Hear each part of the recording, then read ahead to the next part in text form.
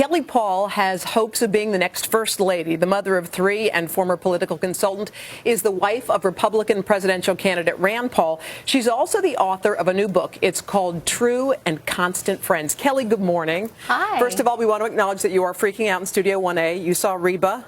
I did. And I'm just a few feet away, so I'm still shaking. And you saw the wonderful Jordans. I know. It's been quite the day. All right. We're going to talk about your book in just a second, but we do have to point out your husband has been making headlines a little bit lately in our own studios with Savannah. Just lately.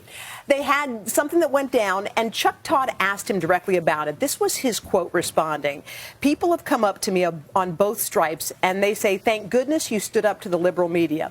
Other people, maybe my wife, said count to 10 and let them spit out the question first. When you were watching that exchange, what was going through your mind?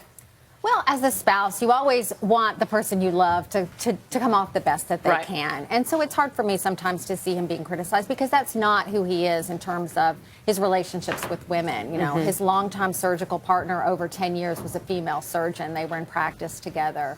So when I read criticisms like that, I want him to obviously come off the best that he can. And I hate to be overly critical because now that I'm doing some of it myself, I realize how hard it is in the moment. Did you give him some advice after that? Did you say, okay, honey, here are some ABCs. Let's go through them. Do you do that?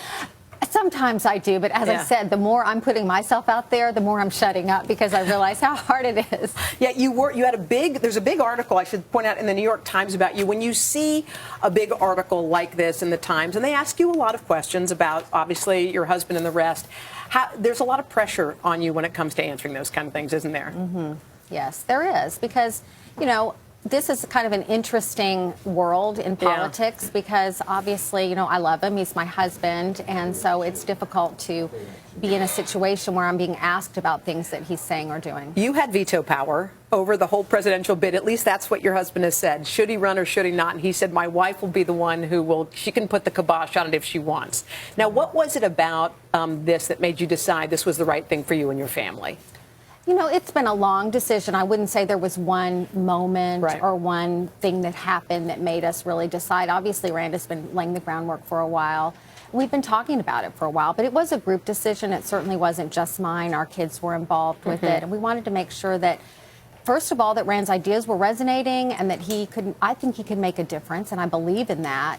And so I just decided, you know, in life, I think you regret sometimes the things that you don't do. And I think that he's made a difference in the Senate, and he could be great. So we're just trying to be brave and go for it. When you talk about your book, I mean, it's such a fun read. You and a whole group of your friends are the book is kind of centered around, but it starts off with your grandmother, who sounds like a fascinating woman. And she talked about just how amazing kind of New York was, and you didn't really know her profession.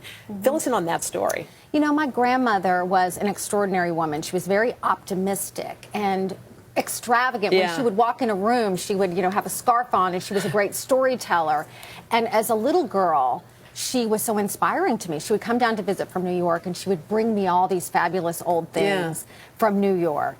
And it wasn't until I was probably 14 or 15 that my mom started really telling me just how hard my grandmother's life had been. I mean, she had to quit school at age 12.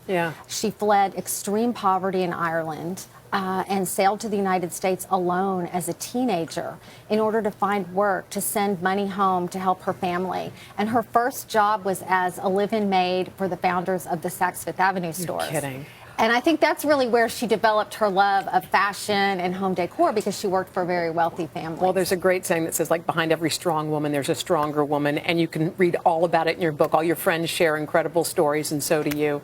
Thank you for coming to see us. Thank you. We really appreciate it. The book, again, is called True and Constant Friends.